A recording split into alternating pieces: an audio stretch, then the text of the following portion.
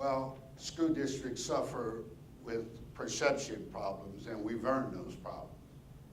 We've served kids crappy food for a long time, and we didn't change. We just did the same old things over and over again. And I took the experience that we had that I'd had in fast food and in fine dining and in college and university, and we applied that to school food service. And I'll talk a little bit more about that.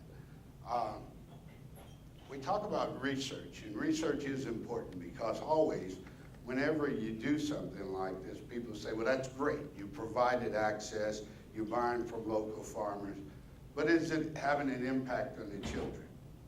And the fact of the matter is, it is. We partnered with the University of North Carolina at Chapel Hill to do a 2-year study. And what they found is, in addition to the fact that kids do, in fact, consume more fresh fruits and vegetables, when they're able to make their own choices, when they have that access and they're able to make their own choices, they will consume. You can modify eating behaviors. And why is all of that important? We're still in the midst of an obesity crisis, and at least we not forget that. Let me throw some statistics at you, and I want you to digest these because we hear so much bad news these days. My concern is that it just bounces off us.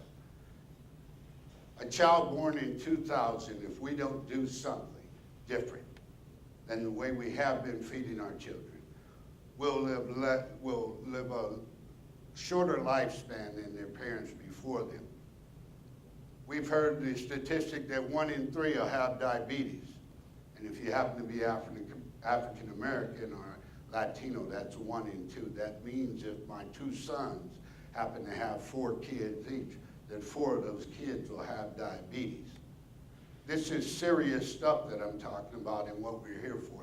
So it's larger than farm to school.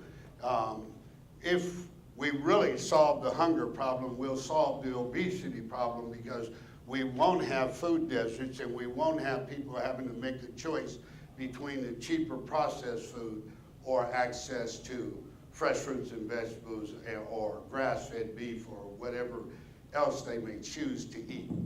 And so what made the work important for me is this research that showed, okay, we could get kids to, if the experts said that to overcome the obesity crisis, we needed to get kids to consume more fresh fruits and vegetables, then this was an excellent way because kids spend the majority of their wake life at school.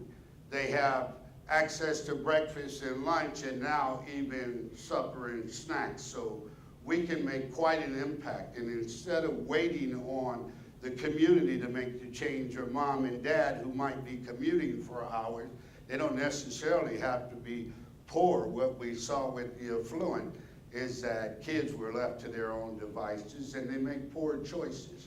So I'm talking about all children in this case.